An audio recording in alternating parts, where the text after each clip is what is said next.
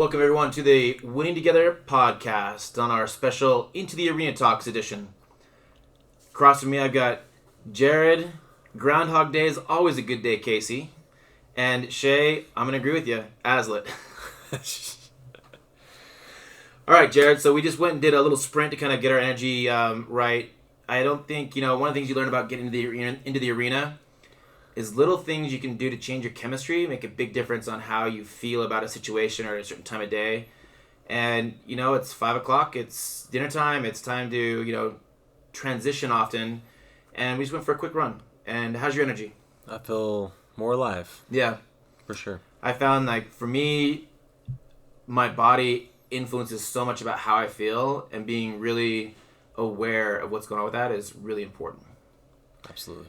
Today we wanted to talk about, or in this session, we want to talk about comfortable versus uncomfortable. Becoming aware of when you're uncomfortable and how you're choosing or acting or being, and how to practice being uncomfortable so you can experience the change you want. Because whenever you're going to change or do something different, it's uncomfortable and it's unpredictable. And we are often the part of us that craves comfort and predictability, we allow to kind of make the decisions or dominate us sometimes. Yeah, I mean, this comes up so often where, especially when you're talking about emotions, I'm just not comfortable with this type of emotion. I'm not comfortable with people seeing me cry. I'm not comfortable with people seeing me feel weak. And just kind of give you an example, in one of our groups recently, we had this person start to cry in front of the rest of the group, and another group member kind of laughed a little.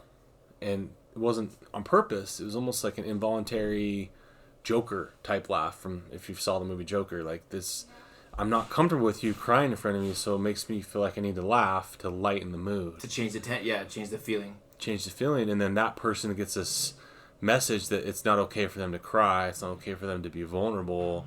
We got to change it. We got to get back to light and fluffy, or back to this.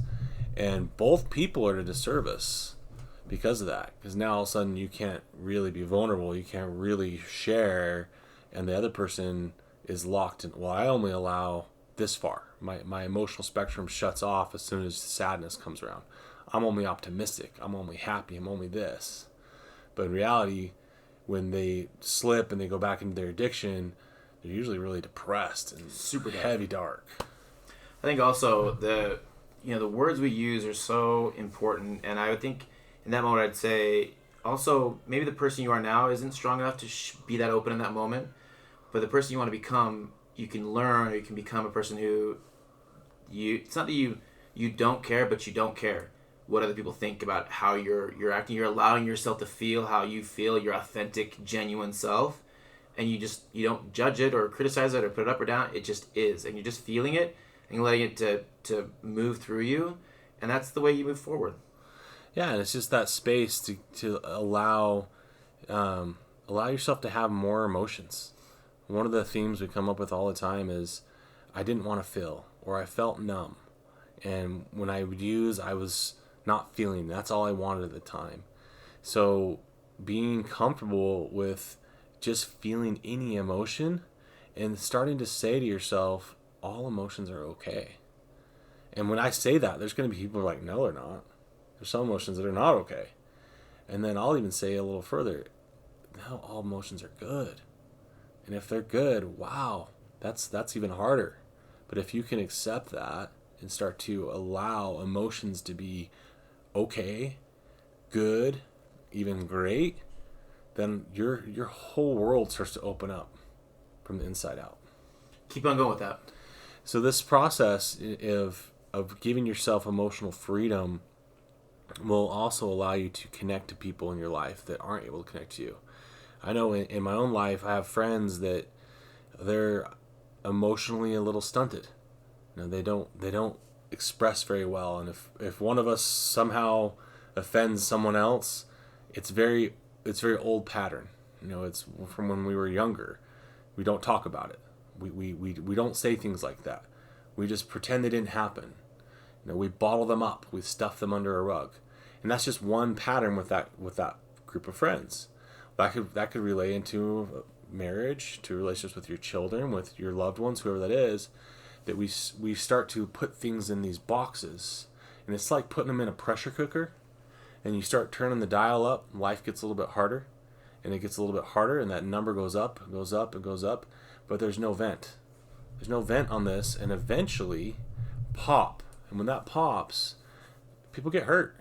Things get said that come out wrong, relationships are destroyed, problems happen, and oftentimes that's in the veil of using an addiction, or it can just be a really horrific fight or battle with someone that, had you been able to allow emotional flexibility or have a spectrum of emotion, it wouldn't have had to go like that. That idea of also being uncomfortable is not only okay, it's essential to being in the arena. The whole point about being in the arena is you don't know how it's going to go, and you feel uncomfortable, and it's not striving for a life of predictability, because then you're just living your past and creating it as your future. It's about being in the arena with the possibility of having something different or moving forward or having growth or opportunity. And that uncomfortableness, that comes from growing or expanding your range of emotion. It comes with allowing other people to feel in front of you without judging them or else putting them up or down or making it wrong or right. It just is. So from a clinician's perspective, you got to give that space. And I think also it's important to make a note here that your addiction, it may not be a substance or alcohol. It may not be a drug, but it could be anger. It could be arguing. It could be just being a generally irritable person. It could be gossiping. It could be, putting way too much time or effort or emphasis on a sport or on a hobby or an interest where you're neglecting connection in the parts of your life that matter. I'd even further that and say there's sometimes an addiction to failure. There's this addiction that I'm never going to be good enough. I have to live a certain way. People will disappoint me.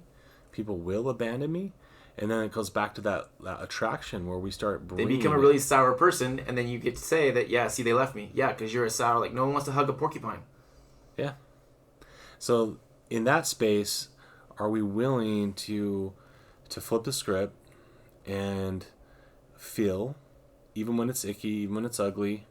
Are we willing to, even if the other person in our life isn't ready yet, are we willing to create that space for them so they can step into there and we can be uncomfortable with that? But that uncomfortable is only uncomfortable for so long.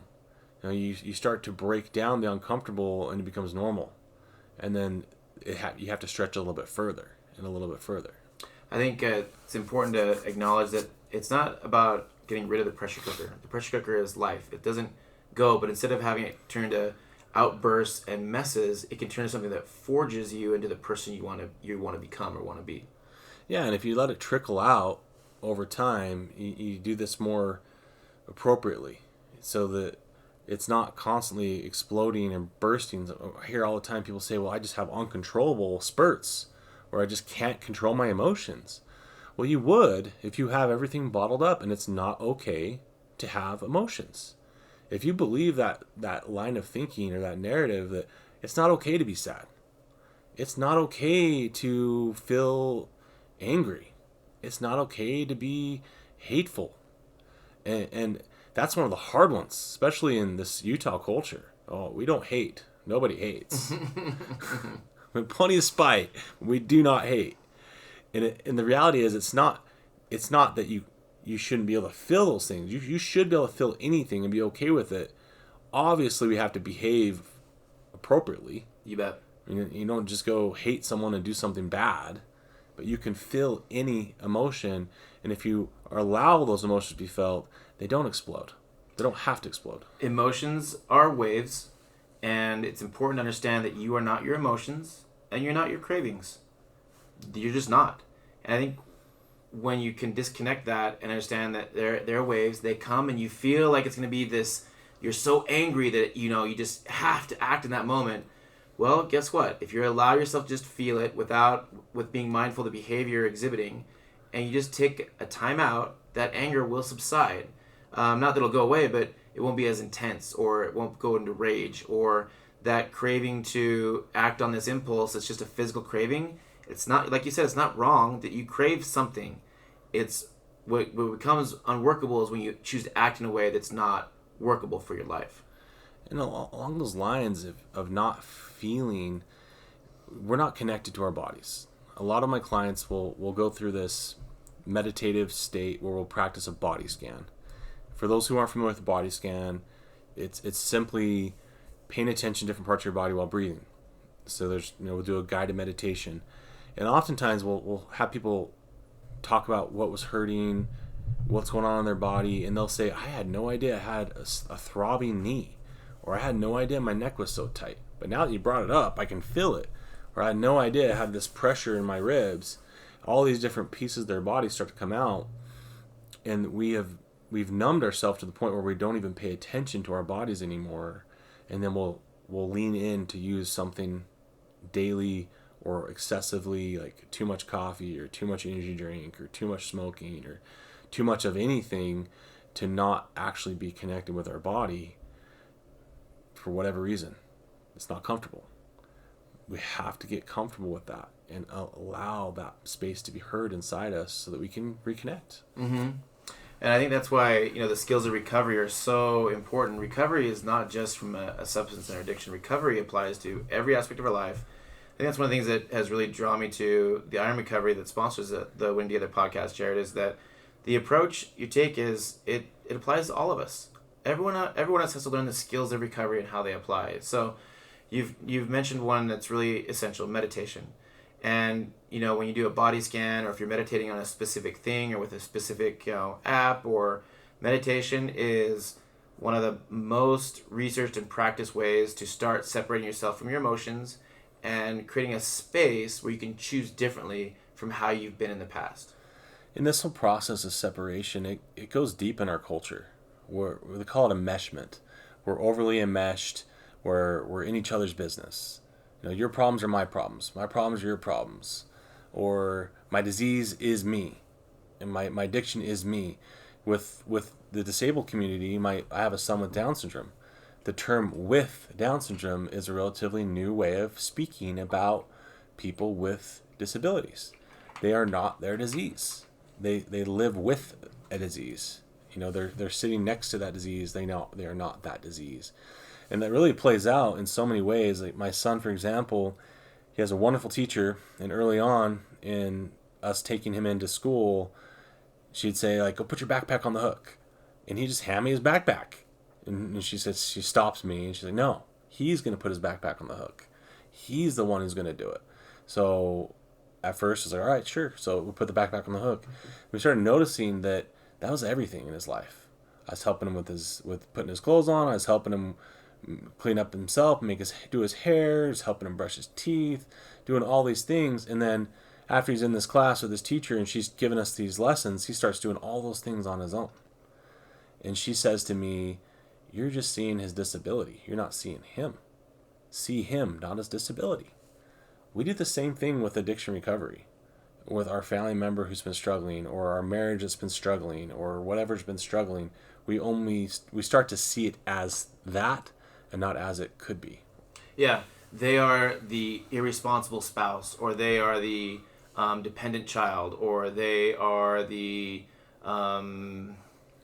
spender and you're the saver, or they are the addict, the druggie, the black sheep, and you're the responsible parent. These paradigms, these dualities that are opposites, but they're the same side of the coin. So there's two really important things that come out of the way you're stating. So one is when I work with, when I coach parents that have a child, it's called handing the problems back to the child. So when, if you're doing something that they should be doing for themselves, they're 25 and you're paying their rent, or you're, paying their car. No, 25-year-olds pay for their own stuff. And when you start saying, okay, that's a problem you've got, what are you going to do about it?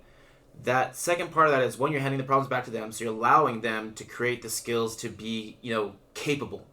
And the expectation they will be capable in your house. That's how things go in your house, in your family, in your home. Second is it automatically starts engendering empathy. And empathy is so essential, this whole process of Wow, it sounds like you got a really big problem there. What are you gonna do about it? Wow, spouse, it sounds like you really dug yourself into a hole. What are you gonna do about that? And it's that practicing of empathy with your son when he's saying, well, you've always hung this on my hook. Like, oh yeah, but now you're this age and that's what you do. So what are you gonna do about that? And just handing it back to him and creating empathy. That's the space where you can create something really rad from.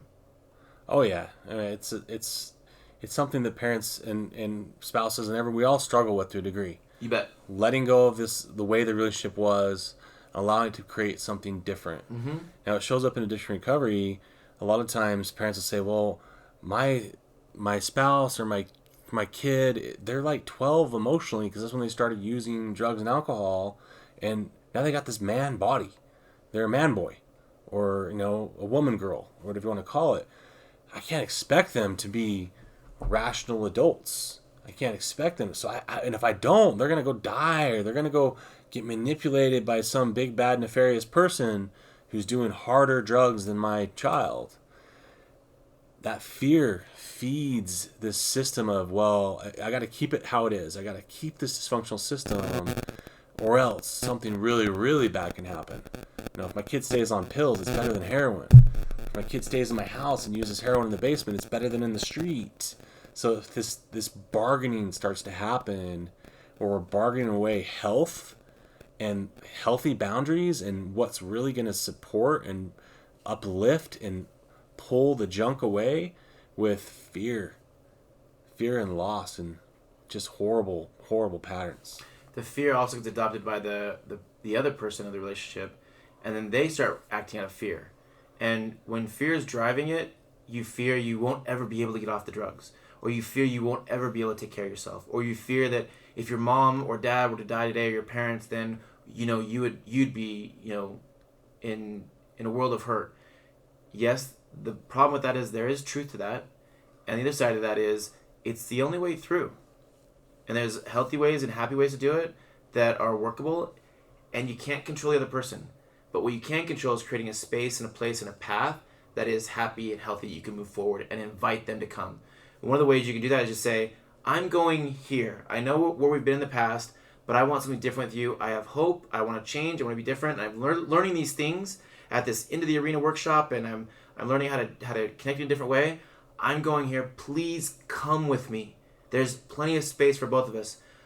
But here's what's going to be different. That's those boundaries you're talking about. Like going forward, you're responsible for these, and having and letting know that this is where we stand, and it's out of love, and you don't have to understand it, or you don't have to agree to it either. You just need to be clear on where you're going and be very clear on that you want them to come with you. It's not an ultimatum. I'm going here. You choose to come or not. No. Right. It's I'm going here, and there's plenty of space for all of us, and I want you to be there with me. It's going to require and does require a great deal of self-learning, self-love, ego smashing.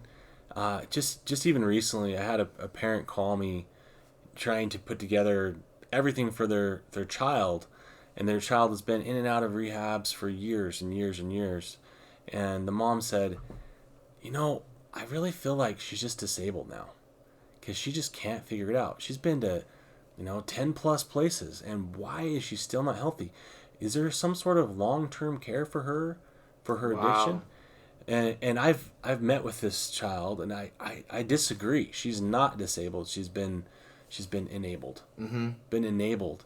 So we looked at, well, if she's going to come back to us, here's some things that we need to see from her. We need these boundaries. We need these goals. What's her life plan for the next 30 days? What does this look like? And you know what mom and dad did? Well, I don't think she's going to like that. So we're not going to do it. Oh. So 45 days pass. I get a phone call. She's still struggling. She still needs help. Can she come can she come now? And I just asked the parents, well, what did she say about the things we talked about the boundaries and the things that we need to see from her? Oh, we didn't really talk about that with her. I'm like, I'm sorry, I can't help her. You can give her my number, we can talk. But if you're not going to be on the same team as us, how can we support her? Research has shown that children that grow up with clear expectations and boundaries are happier when they leave the house than, parents or kids that have this experience where there's no boundaries, or the parent is the one that buys the alcohol for the party because it's better to have them partying at my house than somewhere else. They actually grow up and are unhappy when they leave the house and unfulfilled. And it's the boundaries and the structure that allows the relationship to thrive. It's not, it's the discipline equals the freedom. It's not the freedom equals the discipline. It's the discipline that equals the freedom in a way to act and be, and everyone is clear on what the expectations are. So you don't have to keep on worrying about where the goalposts are, where the yard line is, what game are we playing, and then the manipulation just falls off a cliff. The other statements that need to go are all or nothing statements. Statements like never gonna change. Never gonna change. It's always gonna be this way. They can't do it. You can't do it. You're incapable. Any of that kind of stuff. The catastrophizing, or the ultimatums, or the what's the other word I'm looking for? Catastrophizing and the direct statements. Yeah. This is. Mm-hmm. This is how. Yeah, exactly. So kind of those all or nothing statements, and I think one area, if there's one thing you really wanted to change, especially if in a parent-child, is don't allow put-downs for 30 days. No put-downs in the house whatsoever. So put-down is anything that's putting someone down, shaming them, and actually practice put-ups. Like, oh, you did that really well. This other stuff isn't done, but that's really done well, and let's get this and quit it with the put-ups, and you'll find all sorts of things opening up. What's awesome about that is we look at the research now, and there's a lot of talk about how if we do those put-ups, our families they're gonna be more functional, they're gonna be happier, they're gonna be healthier. However, close to 80 to 90% of us, we lead with the put down. Oh yeah. We're the firm boundary holder. We're not the loving boundary holder. We're the responsible person. We're the one that must be respected. A cold dose of reality. And yeah, in some way, 10%. Maybe, if that, if you're already doing quality time, if you're already doing a soft start, if you're already doing put-ups, if you're already doing, I'm interested in your life, tell me about you, what are you about, like really getting engaged. If you're already doing all those things and it still isn't happening, well, maybe there's a 10% of a firm, come on, we got this. But it's still not shame. It's still not a put down. It's just, this is what we need. This is what we need to function. It can't all be sugar, but it has to be love. Fatalistic was the other word I was thinking of. So it's not love like that's going to make everything right, but it's love, okay, here's the problems, here's some solutions. Like, how do we want to have this new relationship be, and what are we willing to give? We, not the other person, but what are you willing to give to get? And you've got to keep in mind, you give first. Always. If you want things to change, you always have to give first, and trust that the get will come in magnificent, marvelous ways that maybe you haven't even planned or thought of. And if you act from a place of this love, this give, possibility, it will create so many opportunities that you didn't have you never knew were there. You couldn't see them.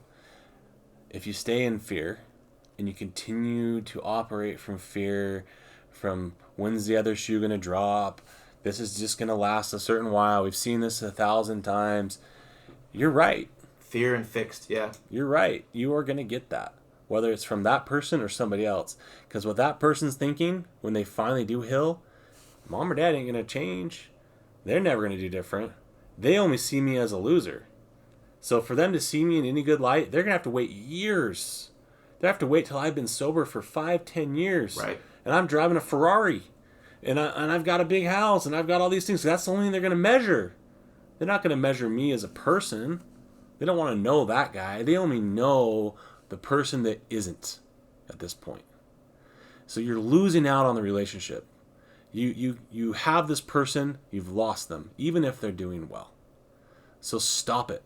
Stop buying in to this negative, fatalistic narrative and put some hope into the people around you by putting hope in yourself and operating from that position instead. I love that. I think we should, and that was a great way to wrap this and bring it together. Well said, clinician. I appreciate that very much. Thank you. Okay, everyone, I hope you've enjoyed this and gotten some benefit out of it. It's all about application and experiencing different and truly winning together on this conversation. Have a great night, everybody. Cheers. Good night.